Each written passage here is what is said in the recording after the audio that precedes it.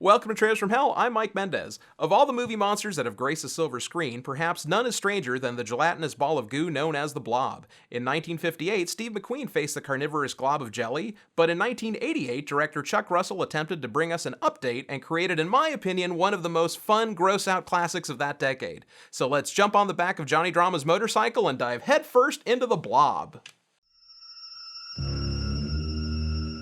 The film opens with a meteor crashing into the small California town of Arborville. The rocky sphere is filled with a gelatinous goo that begins to ooze out. Now, the high school cheerleader, played by the lovely Shawnee Smith, and the motorcycle-riding town rebel, played by Kevin Dillon, sporting a mullet while wearing a puffy shirt that would make Jerry Seinfeld jealous, are the only ones who can warn the town of their impending doom. Things get a little more complicated when government agents in white hazmat suits show up to try to keep things in control. These government agents, incidentally, seem like a nod to George Romero's classic The Crazies. One of the reasons the film works so well is that it was written by the great Frank Darabont, who would go on to direct The Shawshank Redemption and The Green Mile. This was his second collaboration with Chuck Russell, following the also excellent Nightmare on Elm Street 3: The Dream Warriors. Darabont and Russell have a panache for serving up grisly and inventive deaths, which they do in spades on both films. This movie is chock full of great practical special effects, largely brought to you by Tony Gardner's Ulterior Effects. In fact, of the $19 million budget, $9 million were spent on visual effects, and that's money well spent in my opinion, because that shit looked awesome!